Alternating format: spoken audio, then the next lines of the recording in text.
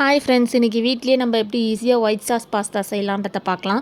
அதுக்கு ஃபஸ்ட்டு ஒரு கிண்ணத்தில் ஹாட் வாட்டர் ரெடி பண்ணிக்கோங்க. அதில் தேவையான அளவு உப்பு போட்டு 2 டேபிள் ஸ்பூன் ஆஃப் ஆயில் ஊற்றிட்டு அதில் நீங்கள் மக்ரூனியோ பாஸ்தா எந்த டைப் எடுக்கிறீங்களோ அதை அதில் கொட்டிட்டு கூடவே கொஞ்சம் கார்னையும் உதுத்து கொட்டி நல்லா வேக வச்சு தனியாக ஃபில்ட்ரு பண்ணி எடுத்து வச்சுக்கோங்க.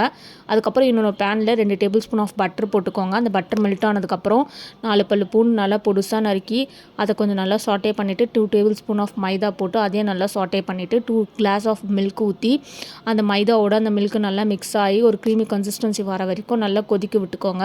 அதில் தேவையான அளவு உப்பு போட்டுட்டு அதுக்கப்புறம் 2 டேபிள் ஸ்பூன் ஆஃப் மிளகுத்தூள், 2 tablespoon of chilli flakes தேவையான அளவு மிக்ஸ்டு ஹெர்ப்ஸ் ஆட் பண்ணிக்கோங்க. ஆட் பண்ணிவிட்டு நல்லா மிக்ஸ் பண்ணி நல்லா க்ரீமி கன்சிஸ்டன்சி வந்ததுக்கப்புறம் தனியாக நம்ம ஃபில்டர் பண்ணி வச்சுருக்க பாஸ்தாவையும் கார்னையும் ஆட் பண்ணிக்கோங்க. ஆட் பண்ணிவிட்டு அதை நல்லா ஒரு மிக்ஸ் கொடுத்து கொஞ்சம் நேரம் கொதிக்க விட்டதுக்கப்புறம் அதில் தேவையான அளவுக்கு மேலே சீஸை துருவி போட்டுக்கோங்க.